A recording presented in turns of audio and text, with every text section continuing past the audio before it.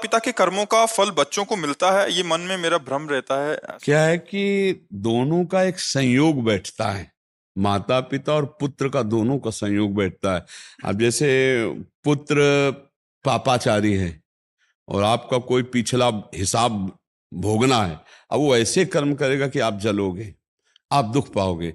और जैसे पुत्र पुण्यात्मा है, वो आपको सुख देना है पूर्व कर्मानुसार, वो ऐसे कर्म करेगा कि आप आनंदित रहोगे।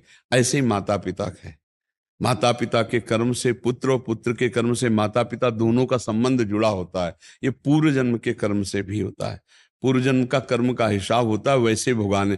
कोई ऐसे पुत्र आते हैं कि जन्म से पैसा खर्चा करते करते बाप को ऋणी बना दें, और कोई ऐसे आते हैं मेहनत करके माता पिता को भगवान की तरह पूजते हैं, सुख देते हैं। तो इन सब जगह देखा जाता है कि कहीं ना कहीं कर्म होते हैं, दोनों के कर्म के संयोग से ही परिवार में आना होता है। मान लो पुत्र जो आ रहा है तो पिता भी रचना उसी के कर्म के अनुसार वैसे ही पिता होगा।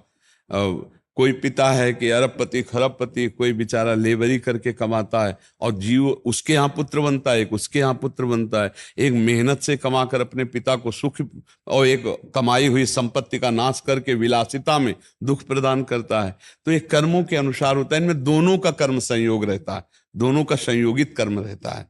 अगर पिता पुण्यात्मा है और पुत्र पापात्मा है तो कोई ना कोई पूर्व का पाप है, उसे भोगना पड़ेगा। अगर पिता दुष्ट स्वभाव का है और पुत्र सही स्वभाव का है, कोई ना कोई पाप ऐसा है जिसको ऐसा पिता मिला, क्योंकि दुख भोगना पड़ेगा उसे। तो इसलिए कर्म संयोग दोनों का होता है, पुत्र का और पिता का दोनों का संयोग होता है। आप समझ पा रहे जी? हनुमान प्रसाद जी। राधे राधे।